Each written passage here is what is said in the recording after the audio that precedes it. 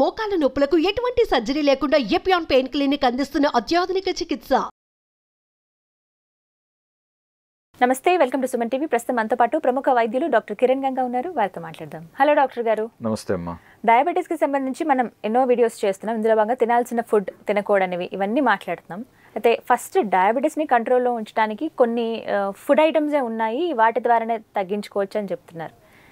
ఇవి విన్నప్పుడు కొంతమంది అడిగిన డౌట్ ఏంటంటే, ఎర్లీ మార్నింగ్ మెంతులు మన ముందు రోజు నైట్ నానబెట్టిన ఆ వాటర్ని ఎర్లీ మార్నింగ్ మేము తీసుకుంటున్నామండి, బాగానే తగ్గిందని చెప్పి ఇలా మాకు తెలిసిన వాళ్ళు చెప్పారు. నేను అదే పద్ధతి ఫాలో అవుతున్నాను, కానీ రిజల్ట్ ఏదో కనిపించట్లేదండి అని ఒకరు. నిజంగానే మెంతులు వాటర్ తాగితే తగ్గుతాయా అసలు? మరి నాకెందుకు అంటే ఎందుకు కంట్రోల్ అవ్వట్లేదని చెప్పి ఒక కామెంట్ వచ్చింది మనకి. ఇది ఎంతవరకు నిజం? మెంతులు కానివ్వండి, కాకరకాయ కానివ్వండి, వేపాకు కానివ్వండి, ఇవన్నీ కూడా ఏంటంటే ఒకలాంటి మనలో మనం తీసుకున్న తర్వాత ఫస్ట్ ఆఫ్ ఆల్ ఇవేంటంటే గ్లైసెమిక్ ఫుడ్ కాదు, ఓకే, ఫైబర్ రిచ్. రెండోది లోయెస్ట్ గ్లైసెమిక్ ఫుడ్ ఇది. కాబట్టి ఇవి తిన్నప్పుడు షుగర్ పెరిగే ఛాన్సెస్ లేవు. ఓ నిజమేనా? అయితే ఇవి తిన్నప్పుడు వీటి ద్వారా షుగర్ పెరిగే ఛాన్సెస్ తక్కువ. అచ్చా, ఓకే. వేరే ఆహారం కాదు ఇక్కడ పాయింట్, ఓన్లీ మెంతులు, కాకరకాయ, అవును వేపాకు. అవును, ఇలాంటివి మనం తీసుకుంటే, ఎందుకంటే ఇవి లో గ్లైసెమిక్ ఫుడ్. అర్థమైంది. కాబట్టి ఇవి తిన్నప్పుడు షుగర్ పెరిగే ఛాన్సెస్ లేవు, తక్కువ. అంటే వీటి వల్ల, ఈ పర్టికులర్ పదార్థాల వల్ల. అంతేకాకుండా ఇవి కొంచెం ఇన్క్రిటిన్స్ని రిలీజ్ చేసే ఛాన్సెస్ ఉంటాయి ఇంటెస్టైన్స్లో. ఇవి అరిగిన తర్వాత కొంచెం లైట్గా ఇరిటెంట్స్ కూడా ఇవి. అంటే మంచిదన్నమాట, ఇన్క్రిటిన్స్ని రిలీజ్ చేస్తాయి. సో ఇన్క్రిటిన్స్ ఏంటంటే కొంచెం ఇన్సులిన్ రిలీజ్ కూడా హెల్ప్ చేయగలుగుతాయి. బట్ ఇన్సులిన్ ఎప్పుడు రిలీజ్ అవ్వగలుగుతుంది? ప్యాన్క్రియాస్ ఆరోగ్యంగా ఉన్నప్పుడు. అంటే ఈ మధ్య కాలంలోనే షుగర్ బయటపడి HbA1c 7.5, 8.5 రేంజ్లో ఉంది. ప్లస్ గతంలో వీళ్ళు తెలిసి తెలియక రైస్ ఎక్కువ తీసుకున్నారు, కొంచెం షుగర్లు, స్వీట్లు ఎక్కువ తీసుకున్నారు. సో టెస్ట్ చేస్తే షుగర్ బయటపడింది. ఇప్పుడు ఈ వైట్ రైస్ని అవాయిడ్ చేసుకుంటూ లో గ్లైసిమిక్ ఫుడ్కి వస్తూ లో కార్బ్ డైట్ తీసుకుంటూ టీ కాఫీలలో షుగర్ పూర్తిగా అవాయిడ్ చేసి బెల్లం లేకుండా ఉదయాన్నే మంచిగా వాకింగ్, ఎక్సర్సైజు, వీలైతే వ్యాయామము, గంటసేపు యోగా, లేదా ఒక 10-20 సూర్య నమస్కారాలు, లేదా మోడరేట్గా జిమ్ము, లేదా స్విమ్మింగు, లేదా జుంబా డ్యాన్సు, ఇలాంటివన్నీ చేసుకుంటూ మంచి నిద్రాహారాలు పాటిస్తూ మనసుని కూడా స్థిమితంగా పెట్టుకుంటూ ఆగ్రహాన్ని తగ్గించుకుంటూ రాగద్వేషాలు లేకుండా ప్రశాంతంగా ఉంటూ, ప్లస్ కొంచెం మీరు ఇలాంటివి మెంతులు కానీ, కాకరకాయది కానివ్వండి, లేదా వేపాకుతో చేసిన చిన్న ఉండలు కానివ్వండి, ఏదైనా కొంచెం తీసుకున్నారు అనుకుందాం, ఫైన్, దాంతో ఎటువంటి నష్టం లేదు. అండ్ షుగర్స్ కాస్త ఒక 20-30% షుగర్ లెవెల్స్ తగ్గే ఛాన్సెస్ ఉంటాయి. ఇవి డైలీ తీసుకోవడం మంచిదేనా? ఇది కూడా ఒక క్వశ్చన్ అండి. డైలీ పొద్దున్న మేము ఇట్లా రాత్రి నానబెట్టిన మెంతులు, ఆ వాటర్ తాగుతాము, ఆ మెంతుల్ని నమిలి తినేస్తున్నాం. ఇప్పుడు ఎటువంటి వారిలో మంచి రిజల్ట్స్ ఇలాంటివి పాటిస్తే కనపడుతున్నాయి అంటే, మళ్ళీ ఇటీవలే షుగర్ వచ్చింది, షుగర్ వచ్చి ఎక్కువ కాలం కాలేదు. సో ప్యాన్క్రియాస్ ఫంక్షన్ బాగుంది, ప్యాన్క్రియాస్ బీటా సెల్ రిజర్వ్ అనేది బాగుంది.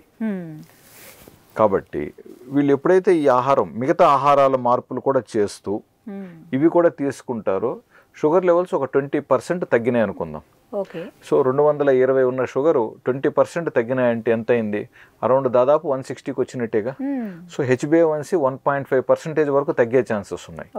సో ఇది ఆల్రెడీ నిరూపించబడింది కూడా. ఆహార నియమాలు, వ్యాయామం చేసుకోవటం ద్వారా HbA1c 1-2% వరకు తగ్గుతుంది. కాబట్టి ఇవి కూడా ఆహారమే అంటున్నాను నేను. కొంచెం ఔషధ గుణాలు ఉండొచ్చు, మంచిది.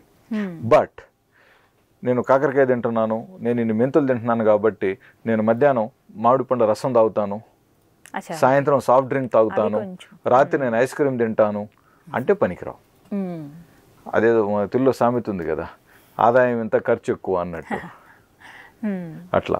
సో మనము తీసుకుండే ఆహారానికి మనం ప్లస్ శారీరక శ్రమ ఎంత పెడుతున్నాం, ఇది ఎప్పుడు ఫండమెంటల్ ఫార్ములా అండి. మీరు ఏ క్వశ్చన్ అడిగినా నేను ఇది చెప్తాను.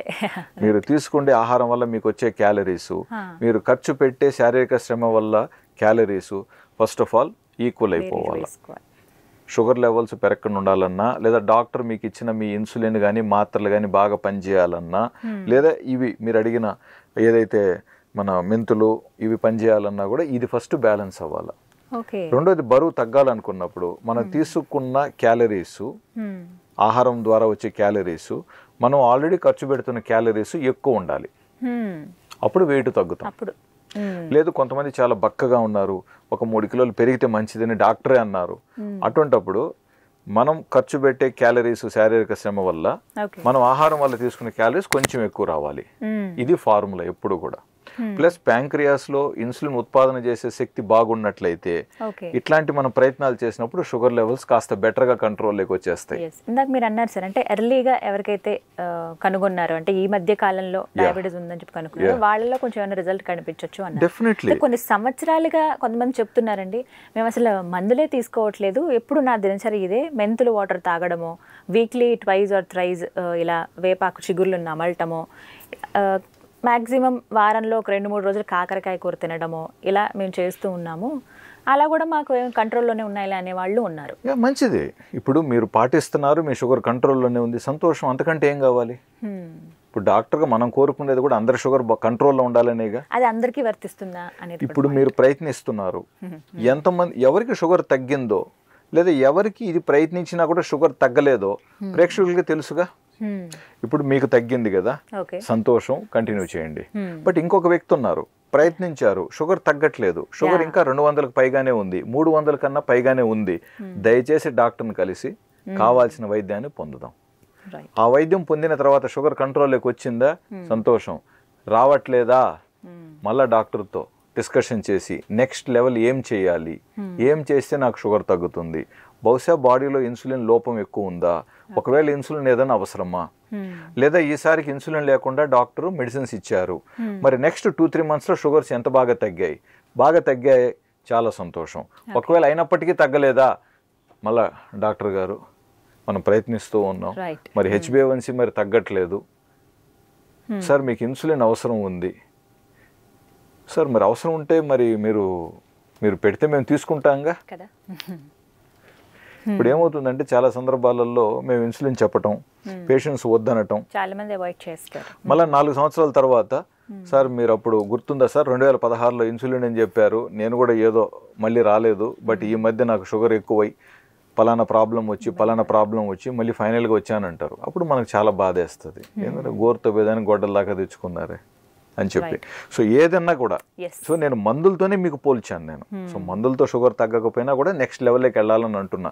సో కాకరకాయ తింటున్నాను కదా, వేపాకు తింటున్నాను కదా, సరిపోతుంది కదా అనుకోవటం మాత్రం. అంటే షుగర్ తగ్గుంటే ఓకే, బట్ అయినా 300 ఉండింటే మీరు వేపాకాయ తినటం ద్వారా, ఐ మీన్ వేపాకు కానీ ఇవి కాకరకాయ తినటం ద్వారా షుగర్ తగ్గకపోతే మీరు నెక్స్ట్ లెవెల్లో ట్రీట్మెంట్ పొందాలి. అంతటితో సరిపెట్టుకొని రేపు మైక్రో వాస్కులర్ కాంప్లికేషన్స్ వచ్చిన తర్వాత, లివరు, కళ్ళు, కిడ్నీలు సమస్య వచ్చిన తర్వాత ఏమని చెప్తారు డాక్టర్ దగ్గర? నేను కాకరకాయ తిని వేపాకు తిని కళ్ళు పోగొట్టుకున్నానని చెప్తామా? సో అంత స్థితి వద్దు, ముందుగానే జాగ్రత్త పడాలి. సో ఈ సమస్యలు రావడానికి ఇవేం పాపం చేశాయి, ఇవి ఆహార పదార్థాలే కదా. సో కాబట్టి ఫైనల్గా మీకు ఏది అనుకూలంగా, మీరు ఏది తృప్తిగా, అది కూడా తృప్తిగా చేయాలి. మీరు చాలా అతి కష్టంతో, నచ్చక, ఇబ్బంది పడుతూ, కష్టపడిపోయి అవన్నీ చేయటం ద్వారా అక్కడ పెద్ద రిజల్ట్స్ రావు. ఆ ఎక్కువ రోజుల్లో రిజల్ట్స్ వచ్చినా ఆగవు, మళ్ళీ షుగర్ ఏదో ఒక రోజు పెరుగుతుంది. కాబట్టి మీరు సౌకర్యంగా చేయగలగాలి, మీరు వాటిని స్వీకరించగలగాలి, అంగీకరించగలగాలి. ఈవెన్ నేను ఇచ్చే ఇన్సులిన్ మాత్రలైనా సరే మీరు వాటిని అండర్స్టాండ్ చేసుకొని తీసుకున్నప్పుడు మంచి రిజల్ట్స్ వస్తాయి. లేకుండా ఉంటే డోసెస్ పెంచుతూ ఉండాల్సిన అవసరం వస్తుంది అన్నమాట. సో క్లారిటీ అయితే ఇచ్చారు డాక్టర్ గారు. థ్యాంక్ యూ అండి. నమస్తే.